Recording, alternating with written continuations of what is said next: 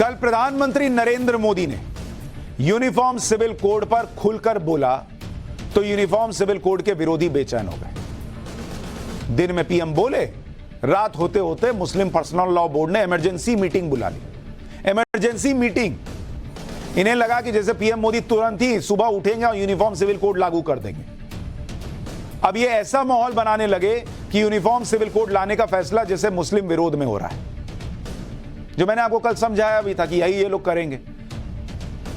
All India Muslim personal law board की बैठक में फैसला हुआ कि समान नागरिक संहिता पर कानूनी राय ली जाएगी, सभी धर्मों के प्रतिनिधियों से बात की जाएगी, उसके बाद एक ड्राफ्ट तैयार किया जाएगा, संविधान से किसी तरह की छेड़छाड़ ना हो, समान नागरिक संहिता का विरोध करते रहेंगे। अरे भैया, संविधान में ही लिखा है यूनिफॉर्म सिविल कोड, छेड़छाड़ तो आप कर रहे हैं जब उसको आने नहीं दे रहे हैं।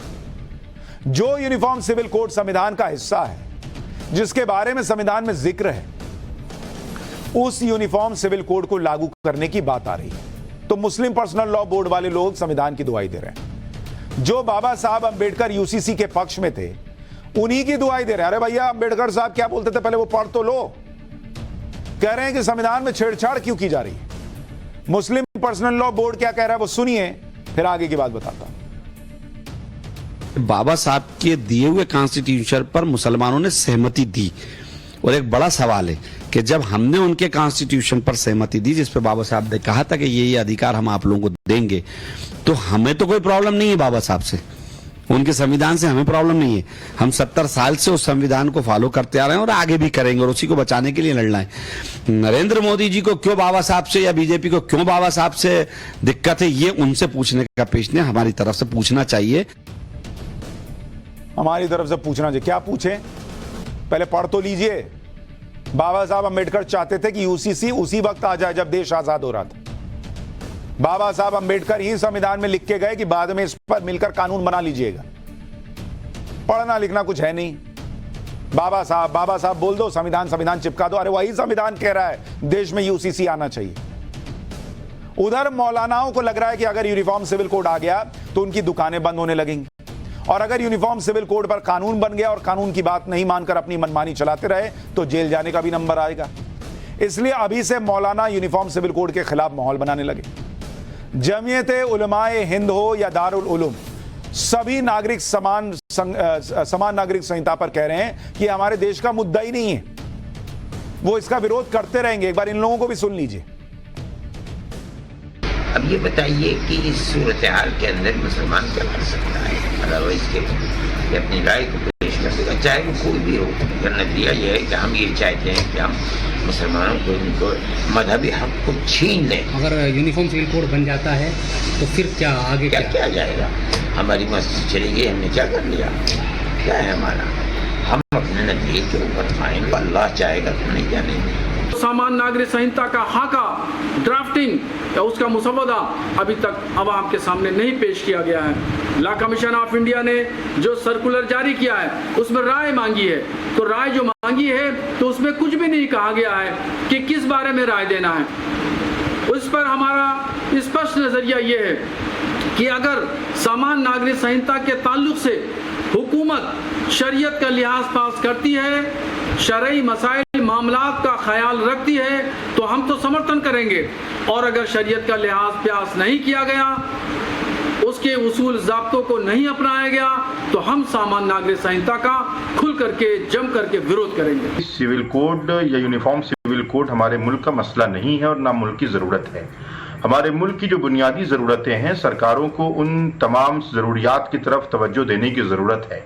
यूनिफॉर्म सिविल कोड ऐसे मुल्क में जहाँ मुख्तलिफ मज़ाहिब के मानने वाले हों, मुख्तलिफ धर्मों के मानने वाले हों, मुख्तलिफ ट्रेडिशन को फॉलो करने वाले हों, ऐसी जगह पर अगर यूनिफॉर्म सिविल कोड की बात की जाएगी तो मुझे लगता है बेमौका और बेमहल गुफ्तगू होगी। तो अब ये बता रहे हैं कि हमारे देश का मुद्दा ही नहीं है। अरे हमारे देश का मुद्दा नहीं था तो संविधान में क्यों डाला गया? बाबा साहब अंबेडकर क्यों बोल रहे थे? दूसरे लोग क्यों बोल रहे थे कि यूसीसी आना चाहिए? और जहां अलग अलग धर्म होते हैं इनके हिसाब से वहां यूसीसी नहीं होना चाहिए। अमेरिका में अलग अलग धर्म नहीं है क्या? फ्रांस में अलग अलग धर्म नहीं है क्या? वहां यूसीसी है तो दिक्कत है। नहीं दिक्कत है, लेकिन यहां इंडिया में नहीं होना चाहिए। दरअसल ये लोग इसलिए बेचैन हैं क्योंकि इन्हें लग रहा है कि जैसे 3 तलाक के मामले में मुस्लिम बेटियों को अधिकार मिल गया और मौलानाओं की मनमानी खत्म हो गई, उसी तरह से अगर यूनिफॉर्म सिविल कोड लागू हो गया तो मौलानाओं की अहमियत और कम हो जाएगी। क्योंकि अभी की स्थिति यह है कि मुसलमान महिलाओं को संपत्ति में बराबर का अधिकार नहीं मिलता। यूसीसी आ गया तो यह करना पड़ेगा। तलाक के बाद मुस्लिम महिलाओं को पुरुषों से कम अधिकार मिलते हैं। बहु विवाह की वजह से मुस्लिम महिला की शादी हमेशा खतरे में रहती है। निकाह के बाद भी मुस्लिम महिलाएं भविष्य को लेकर असुरक्षित महसूस करती हैं। हलाला जैसी कुप्रथाओं की वजह से महिलाओं का उत्पीड़न होने का मामला बार बार सामने आता है। मुस्लिम महिलाएं दशकों से इन सारी परेशानियों को झेल रही हैं और अब इनसे आजादी चाहती हैं। भारतीय मुस्लिम महिला आंदोलन नाम की संस्था के एक सर्वे के मुताबिक करीब 92% मुस्लिम महिलाएं 92% मुस्लिम महिलाएं मुस्लिम पुरुषों के कई शादियों पर रोक चाहती हैं। 96% मुस्लिम महिलाएं चाहती हैं कि तलाक के बाद उनके बच्चों को गुजारा भत्ता मिले और यही न्याय उनके साथ होगा अगर यूसीसी आएगा। लेकिन नहीं, हर बार जहां महिलाओं को न्याय की बात होती है एक वर्ग खड़ा हो जाता कि नहीं ऐसा नहीं होना चाहिए। जिस समान नागरिक संहिता से मुस्लिम महिलाओं को कई अधिकार मिलेंगे, उस यूसीसी का विरोध ये मौलाना कर रहे हैं। और आप इनकी सोच देखिए। एक मौलाना है शहाबुद्दीन, जो ऑल इंडिया मुस्लिम जमात के अध्यक्ष हैं। वो 3 तलाक को भी जायज ठहराते हुए कह रहे हैं कि 2 तलाक के बाद अगर बीवी खुद को सुधार ले तो तलाक रुक सकता है। मतलब बीवी को खुद को सुधारना है। सुनिए जरा इनकी बात। शरीयत का जो सिस्टम है वो सिस्टम ये है कि 3 तोहर में 3 तलाक़ें दी जाएंगी। यानी 3 तोहर का मतलब ये है कि 1 महीने में 1 तलाक, दूसरे महीने में दूसरी तलाक तब मियाँ बीवी का रिश्ता बना रहेगा और तीसरी तलाक जब दी जाएगी तो मियाँ बीवी का रिश्ता ख़त्म हो जाएगा और वो दोनों लोग जो हैं वो अलग हो जाएंगे और अजनबी हो जाएंगे। इसमें शरीयत की मंशा ये है कि 2 तलाक़ों तक यानी 2 महीने तक हो सकता है बीवी में तब्दीली आ जाए और जिन वजूहात की बुनियाद पर ये खटास पैदा हुई है, तलाक की नौबत आई है, ये ख़त्म हो जाए। यानी पहले ही मान लिया जाता है कि हर चीज बीवी की वजह से हो रही है, उसी को सुधारना है, उसी को हालात सुधारने हैं, खटास उसी की वजह से। 3 तलाक के खिलाफ तो मोदी सरकार कानून बना चुकी और अब बारी समान नागरिक संहिता की।